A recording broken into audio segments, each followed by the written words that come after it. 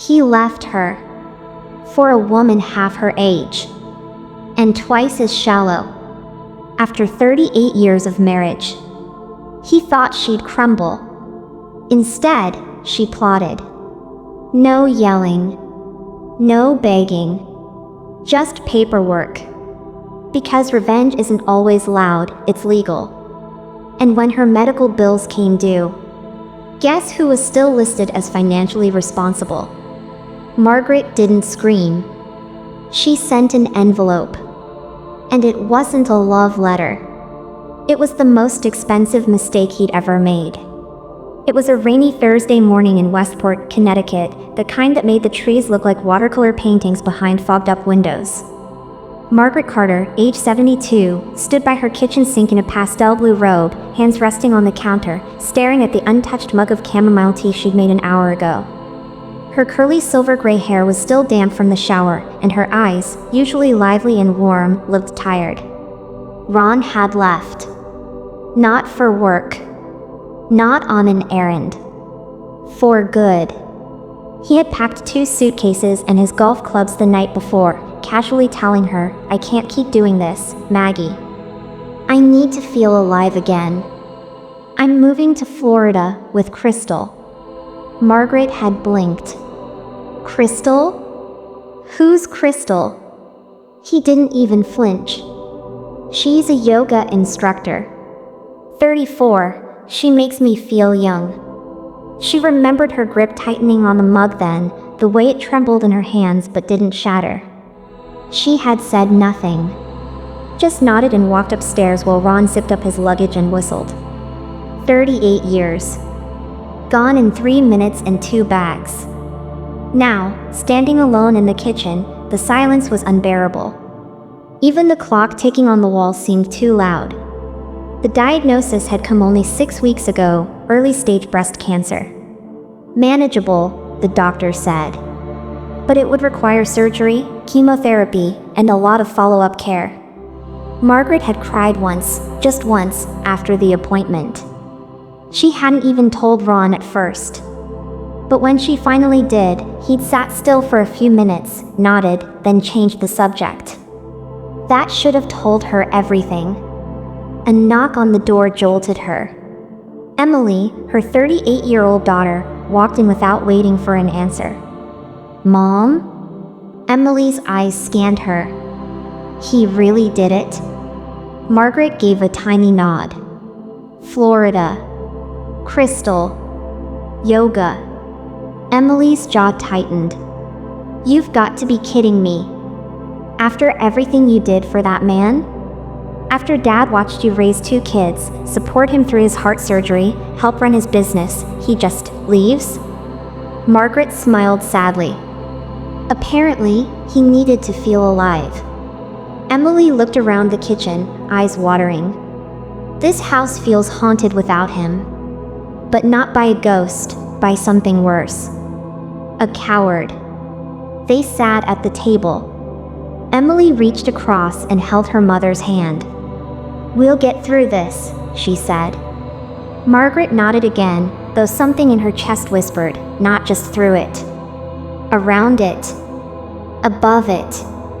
Because she was starting to realize something. If Ron could be so cold, so careless, so selfish, then maybe he deserved to pay. And not just emotionally. Margaret sat in the sterile oncology office, surrounded by pastel-colored paintings of flowers that tried too hard to be comforting. The chair was cold. Her fingers twisted the hem of her cardigan as she listened to Dr. Patel speak. "We'll need to begin treatment within the next 2 weeks," the doctor said gently. "Chemo, followed by surgery. The good news is we caught it early. The prognosis is very positive." Margaret smiled faintly. Positive. That's not a word I've associated with cancer. Dr. Patel returned the smile, professional but warm. "You're strong, Mrs. Carter. I've seen many women beat this. And you have support?" Her face didn't change. "Yes." A lie. The only person who'd supported her was Emily. Later that evening, Margaret sat curled in her armchair, a knit blanket over her knees, watching reruns of Murder, She Wrote. The irony wasn't lost on her. She scrolled through Facebook. There it was, Ron's new profile photo. Crystal's arms wrapped around his neck. They were on a beach in Naples, Florida. The caption read, "Sunset with my sunshine, sun with face, #new beginnings." Margaret zoomed in. A Rolex on Ron's wrist. His teeth were whiter. Was that Botox? She closed the app. The next day, Emily brought over a manila envelope. "I printed the bank statements. You need to see this." Margaret's stomach dropped. She hadn't even thought to check their accounts. "He drained over $62,000 from the joint fund before he left," Emily said, voice tight. "Half of that was meant for your treatment cushion." Margaret stared at the papers, numb. "He took the damn boat money too." "I guess he's sailing through midlife," Margaret said quietly. Emily was livid. "Mom, you need a lawyer. This isn't just betrayal, it's theft." "I don't want to stoop to his level," Margaret replied. Emily raised an eyebrow. "You wouldn't be stooping. You'd be standing up." Margaret exhaled. "Give me time." A week later, while organizing documents for insurance, Margaret stumbled upon an old folder labeled Health and Liability, 1998. Inside was a contract. A private agreement they'd drawn up when Ron had switched her to his private insurance policy through his brokerage. His signature was at the bottom. Clause number 4, in the event of long-term illness or medical necessity, Ronald Carter assumes full financial responsibility for Margaret Carter's medical treatments as spouse and provider. It was still valid. She had never removed him. Margaret read it 3 times. The wheels began turning. She took out her phone and called a name she hadn't dialed in years, Janice Holloway, her old friend and now a well-known family attorney in Stamford. "Janice," she said calmly, "I need a consultation. I think it's time my ex paid for more than just his poor taste." Janice Holloway's office smelled of cinnamon and cedarwood. It was cozy, as far as law offices went, with warm lighting, thick bookshelves, and a small brass sign on the desk that read, "Smart women never scream. They document." Janice adjusted her glasses and scanned the document. She whistled. "You kept this all these years?" Margaret nodded. "He made me sign all kinds of things back when he added me to his private coverage. Said it was just a formality." "Well, lucky you. This isn't just a formality. This is enforceable. It's not a standard prenup. It's an independent contract with clear terms and no expiration." Janice reached into her drawer and pulled out a cream-colored envelope. "Then let's begin." Naples, Florida was in full bloom. Bougainvillea spilled over stucco walls. The sun was relentless, and Ron Carter was living what he called his second youth. His condo overlooked the Gulf, and Crystal, yoga instructor, lifestyle coach, and self-proclaimed moon healer, was sunbathing on the balcony in a white bikini, sipping green juice, and posting on Instagram. Ron scrolled through golf photos on his phone, feeling satisfied. He'd lost 10 pounds, whitened his teeth, and started calling himself Ronnie again. Life felt new, lighter, as if his responsibilities had floated away with the Connecticut snow, until the letter arrived. A cream envelope with a gold seal. "Who's that from?" Crystal asked, not looking up from her phone. "No idea." He cracked it open. Inside was a legal notice. A formal declaration from Holloway and Associates. Demand for immediate payment of all medical expenses incurred by Margaret Carter. Enclosed, a detailed list of itemized charges. Cancer treatment, medication, imaging, estimates for surgical recovery. Ron's hand froze. His face paled. Crystal sat up. "You okay, Ronnie?" He didn't answer. The papers fell to the tile floor. Later that week, another envelope came. Then a phone call. Then a voicemail. "Mr. Carter, this is billing from St. Anne's Oncology Center. We're reaching out regarding the balance owed on your account. Your account, Crystal noticed. Are you in debt? She asked one morning, brows knit. It's a misunderstanding, Ron said. Some leftover paperwork from Connecticut. Nothing serious. But it got worse. Janice's team had filed a lien against his brokerage retirement fund, citing the spousal liability agreement. The condo was technically in his name, which made it fair game for collections. Margaret's medical bills weren't going away, and neither were the letters. Crystal read one over his shoulder. 200 grand. Are you serious? Ron tried to smile. We'll fight it. But Crystal was no fool. You said you divorced her. Ron's voice cracked. I thought it went through. I never finished the paperwork. She stood there a moment, then picked up her purse. I don't date liars, or broke ones. And just like that, Crystal walked out. Ron tried calling Margaret. Voicemail. Then Emily answered. Hi, Dad, she said flatly. I need to talk to your mother. She's busy surviving cancer. You remember cancer, right? The thing you walked away from. Emily, I didn't know. No, you didn't care. She hung up. Ron sat on the condo floor, the envelope in his lap. One item on the list caught his eye. PET scan. $5,300. That was more than the Rolex he'd bought last month. He tossed his watch onto the counter. Outside, the Florida sun kept shining. But inside, Ron's paradise was collapsing one invoice at a time. The Florida sun had lost its glow. Ron's once vibrant life of tan lines and brunch dates had soured into late notices, awkward silences, and a never-ending avalanche of insurance paperwork. Ron stared at another bill. This one from a specialist he didn't even recognize. $3,876, he muttered. What the hell is a pulmonology assessment?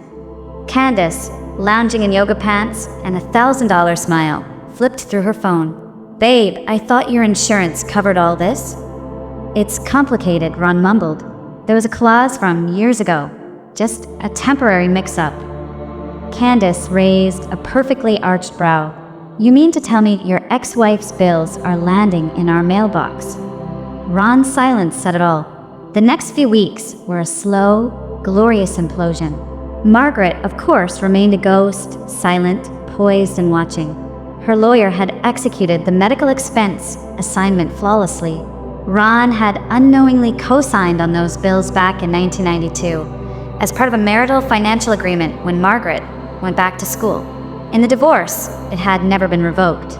Now, with her Medicare complications and multiple specialists involved, every invoice, legal and enforceable, was redirected to Ron's sunny doorstep. Candace started spending more time with her girlfriends. Ron's credit score began a nosedive. The luxury condo they leased in Sarasota foreclosed within 6 months. And Margaret? She was sipping chamomile on her porch in Michigan, watching the squirrels and reading every update her attorney sent with satisfaction. I'm not ruining him, she told Linda one afternoon. I'm just letting the paperwork do what it was always meant to do. Damn, Linda said, raising her glass. That's not revenge. That's brilliance. Margaret smiled. Revenge is loud. I prefer strategy. Ron stood on the front porch of the small, peach-colored house he now shared with Candace. He held a manila envelope in one hand, his phone in the other, his face red and tense. Ron, you're shaking, Candace said, emerging from the screen door with a smoothie in hand. More bills. Ron threw the envelope on the porch table. Another one. $2,000. This time for physical therapy Margaret had 6 months ago. Candace's eyes narrowed. Why are you still liable? I thought you said the prenup covered this. Ron sat down, rubbing his forehead. It's not a prenup, it's a post-nuptial clause. Signed 5 years ago, when Margaret had her first cancer scare. I agreed to cover all future medical expenses if we separated to calm her fears. Candace blinked. So, you signed a legal promise that you'd cover all her medical bills forever? She was crying. I thought we'd be together forever. I didn't think I'd ever leave. Candace slowly backed away. Wow. Don't wow me. You pushed me to leave her. Ron snapped. "And you were dumb enough to sign a blank check," she replied. Days later, Margaret's story hit a local news blog. Woman outsmarts ex with legal medical revenge. It went viral. Soon national outlets picked it up. Margaret's clause became a hashtag. Ron's clients at his accounting firm started pulling out. His image, once clean and professional, was now linked to the phrase, "Left her but couldn't leave her bills." The final humiliation came when Candace left, suitcase in hand. "I'm not going down with your Titanic," she said coldly. "Enjoy paying for your ex-wife's physical therapy until one of you dies." She left the door open behind her. Margaret, meanwhile, was blossoming. After years of dimming her light to fit into Ron's life, she now glowed. She joined a women's writing group, started a blog titled Silver and Smart, and even appeared on a daytime talk show to share her story. "We're not bitter," she told the host, smiling. "We're better, smarter, and we know how to use a lawyer." Her quiet neighborhood buzzed with pride. Neighbors dropped by with baked goods.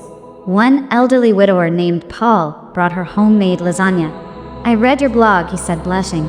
"Never knew revenge could taste so sweet." Margaret laughed. At a local fundraiser for women's cancer research, she delivered a keynote speech titled, "Broken Doesn't Mean Beaten." She ended with, "They say revenge is a dish best served cold. But I say it's best served with a legally binding contract and a paper trail." Standing ovation. 6 months later, Ron sat alone in a diner, pushing scrambled eggs around his plate. He looked older, grayer, hunched, defeated. He opened his phone. Margaret's latest blog post had just gone live.